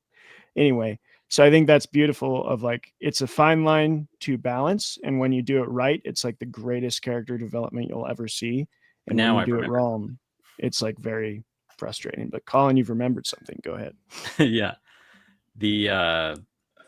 I think that, I mean, it's just so good in every way what they do with exploring characters, including characters that are like, I think Glenn, right, is the like demon executive. Or no, Glenn was a side character. But He's just like a guy. Yeah, just like a guy. So they explore characters who you wouldn't think are the main characters or have plot development to them. So even the demon characters like get signed on as like doing other things and then going into like a rotation for jobs later on, so they're not always stuck on the same level of hell and stuff. And those are just like little touches that explore the lives of really people who would just be kind of throwaway lines and characters for a gag in like other not as well written shows. But in terms of criticism, I do feel like the character of Tahani like is sort of one note repeatedly, and that's fine in the first season, but in the later seasons it sort of, I think, takes away from her agency, because Jason is sort of similar, but he's really funny, and then he gets in a relationship with Janet, which is sort of like them evolving with one another. And then Tahani just doesn't have that. Like, she doesn't have a foil of a character romantically, which is fine. But it reminds me of in Ted Lasso. It's not really a genre that we cover. So in Ted Lasso, the new manager of the football club, I was sick of her in like the second season because she just falls back on hating her ex-husband again. And it's like, we had this whole arc where she got out of that and Ted helped her, and then she becomes an individual again, and then she just like regresses into that all over again. It's like, we've already seen this plot arc. So there's definitely, that is an irritating factor for me rewatching the show like 4 times. Is I could think they could have done more with Tahani, but with virtually everyone else, it was their evolution as characters was perfectly done. But you couldn't go better than with Jason, the way they circled back to the fact that he was initially presented as a Buddhist monk. Mm-hmm. That last episode where he sits near the bench where the door is to wherever it goes to. Yes, he's made this little bracelet for Janet, but he forgets to give it or something, or he loses it. And then he just waits, and he waits there for a couple thousands of Baramies, which, boils down to like thousands of years, just being Jason, just sitting there in like this perfect meditation. So in a roundabout way, he's become a monk and who reached this status of enlightenment right before he runs through the door. It's really beautiful. Yeah, I love that in contrast to like Colin's saying of like maybe one of the weaker, which in a show like this, even the weaker ones probably stand out still, of like Tahani's arc, and I think that's really good. I mean, the name dropping was really funny. Yeah. I think Clayton, you had a question before I jump into I have a couple more, but probably in just one of them. But I know you wanted to talk specifically about the layout of Thomas's new book. Let's do that at the end. So we're on the good place right now, so let's stay on that for now. Okay. Jeremy? Yeah, man. Yeah, I can jump on in because I am fully game to completely disagree with the Tahani thing. Like, I think she is a fantastic character, and I know she's not the character that everyone is going to like fully identify with and latch on to, but like, it's her journey from seeing herself as a good person and then realizing why she's a bad person, to the point where she actually starts being a good person for its own sake, rather than like trying to live up to and surpass her sister, is, that's an incredibly compelling thing to watch from beginning to end. And, it's played, subtly and for laughs, and it's something that, I could see as being missed, but like, I don't think there's any of the 4 main characters or the 6 main characters, when we're including Michael and Janet, that like let the story down or like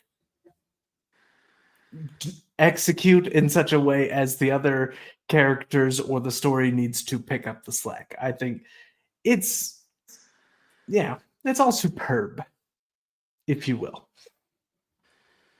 Yeah, Colin. Yeah, Colin. What's your problem, bro? What's your deal? It's just not as good. It's just not as good. I think The Good Place is a great example of having a big cast and actually using it, which is something that a lot of shows fail to do. A lot of shows have a big cast and they don't develop nearly enough of the people for everybody to feel like they had to be on the screen. But The Good Place does a pretty good job of doing that for the most part, I think. Which doesn't lead into my question at all, but I'm just going to ask it anyway. Thomas, I have a two-part question for you. First of all, I live in the area that you wrote about in Darker Days, and so I'm already like seeing how much like attention to detail you put into that. I can tell you really like you looked into it. You knew what you were getting into. You've incorporated environmental elements into the horror itself, and I appreciate all of that. I like the call outs to the real places. And it's an interesting choice to choose to use real places in your work instead of like a fictional town. Like in Hex is a fictional town, right? Because you set it in a real place in the Netherlands. So in America, if you read the English American version of the book, it's set in like the Hudson Valley and in a fictional town. So that's very different from calling out the names of actual restaurants, of actual places. So what went into making that decision in terms of both research and telling a story that, if you're saying a real place, I imagine it's important to you that you get it right for the people who live there so that they'll see it and be like, oh yeah, that's cool. Instead of being like, no, this guy never been here, and you kind of like are going to get one or the other. So it's, and you're getting the positive reaction from me thus far. But I'd be interested in knowing what went into that choice. And then to relate it to The Good Place, what is a way that you think The Good Place uses its setting to tackle that issue well too? Because they are going into like dangerous territory that everybody has opinions about, which is the afterlife. Yeah, so in my case, I like horror that's grounded into reality, because whenever my kind of stories, I like to think that they just set in the real world, except sometimes the supernatural slips in. And when you have the supernatural slipping in, then you want it to be grounded into a world that's recognizable, because otherwise, when there are stories that don't do that, my mind seems to drift away, that it becomes too much of a fantasy, which is can be fun in its own way, like The Good Place, for instance, but it's a completely different genre. So for this kind of story, you want it to be grounded in the real world. Therefore, I'd like people to point to places and say, yeah, I've been there. Hey, this is funny. My town is actually haunted by a witch. Or, hey, I've climbed that mountain and now it's haunting people. It's partly that fun reaction from readers who recognize those places, like you have with Darker Days. But it's also to feel that it's real. You sense it when it's real. I mean, of course, you can create a fictional town. Like writers like Stephen King have done it all the time. I've done it in Hex as well, and still make it feel really real and make it recognizable as a town that is like any town you grew up in or that you've been to. But when it's actual real, it adds this layer of realism that that kind of counterbalances the supernatural and the more incredible parts of the plot lines. So it keeps it grounded, basically. And what then happens is that, you have to do a lot of research. And of course, you're flexible as a writer to make, to bend it to your own wishes. So whenever I need to move something, I do move something in order to make the story work. Readers do pick up on that. in the original of Hex, like you said, it's set in this real Dutch town. I moved one like breakfast pancake place to a different location to where it actually is, because I needed that for a certain experiment that the kids are doing in the book. And people were pointing to me that all the readers are sending me messages like, yeah, that's not there. That's not here. You've been there. Why did you put it there? You know, people pick up on that. But people forgive you for it.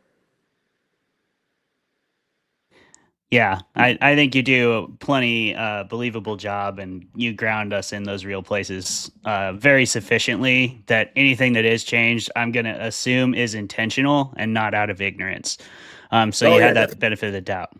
And then, by the way, it's also, as a writing exercise, it's actually much easier often if you want to, you know, if you're setting a realistic stage for a scene, and if the scene actually takes place on a real place, what I do is I position myself in Google Maps, in Google Street View, and I just look around.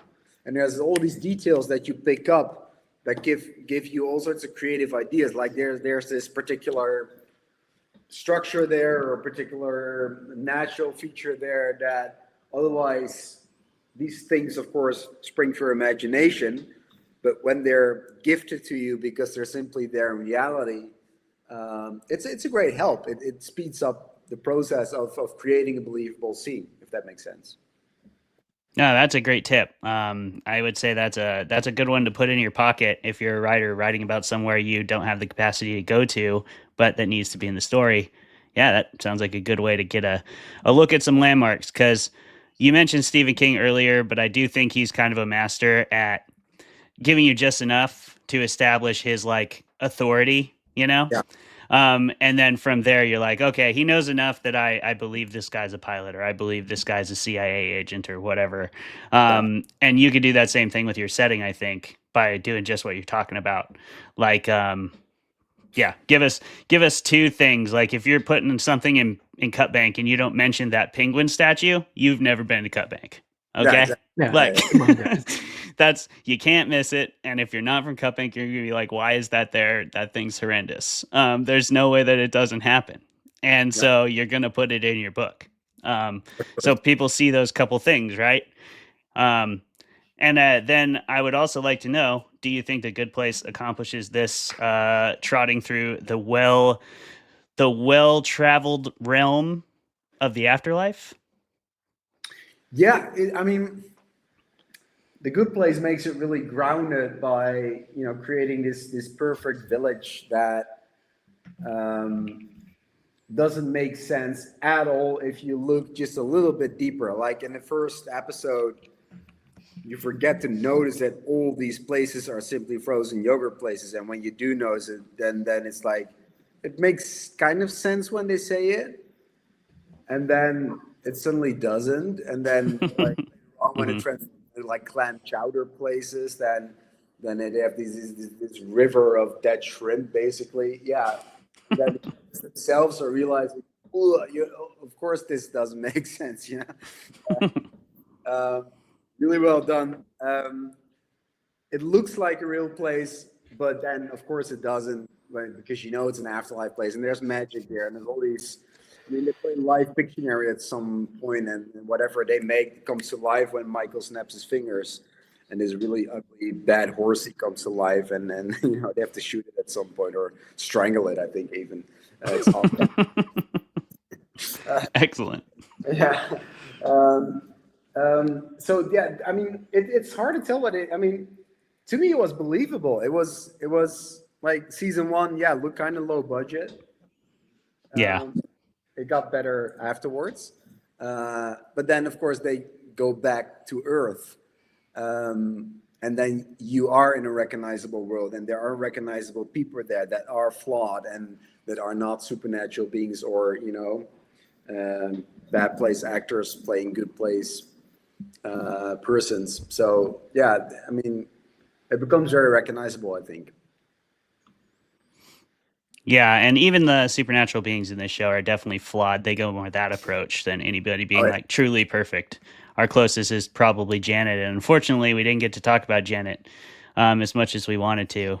But we are here right at the 2-hour mark, so I think it's time to rate this thing and get one more word from Thomas, and then we'll let you all go enjoy your weekend. Travis, what would you rate The Good Place, having watched as far as you have? I've watched a season and a half, and I'd say, yeah, just get a fun drink. Not, whatever you think a fun drink is, and you'll probably have, I'd say, one every other episode. So you depending on how fast you watch shows, that might be you hammered, or it might be like me. I hate binging. I can watch maybe 2 episodes of something in a row, and then I get really worn out of it. I need to go to something else. I don't know what it is about that with TV that I just can't watch binge style. But so for me, it would be like you're having one drink a day as you go through this show, and make it like something fun, a fun cocktail or a beer you really enjoy, because this is a very lighthearted show. I don't think you should force it to get you plastered. I think you should have fun with it. And also, maybe the implications of you not getting plastered get you some points to go to. There you go. Colin? I was going to say your favorite drink an episode, but then I remember the episodes are 20 minutes long. Yeah. Oh, yeah. Every 2 episodes, maybe. Oh, yeah. Unlike Travis. So yeah, maybe keep it to 1 an hour or 1 per 3 episodes. Yeah, there you go. Favorite drink of choice. I would recommend a frozen margarita mixer would be the way to go in honor of Eleanor Shellstrop. I agree.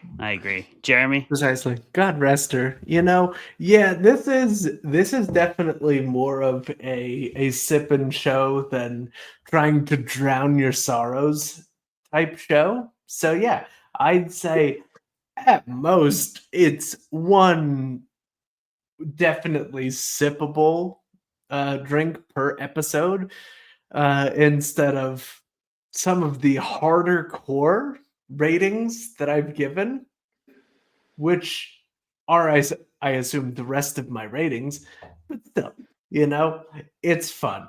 Have fun, but don't get so hammered that you don't learn the moral philosophy along the way and walk away with the ultimate message of hey, maybe we should just love and support people and give them grace to be better, Maybe the good place was inside us all along. I don't know if that's beautiful, Jeremy. You have to drink enough, or you drink less to get there. But hey, come on now. Get there however you got to. For some people, it's love. I think for most of the characters, it's probably arguably love on some level. But yeah, I mean, I agree with all those. If you want to play on hard mode, just drink every time Kristen Bell drinks. Thomas, what do you think? And then after you rate the movie, so again, you're rating it, how much do you need to drink to enjoy it to the fullest extent, or smoke weed or whatever you like to do? And then one more time, who you are, where we can find you.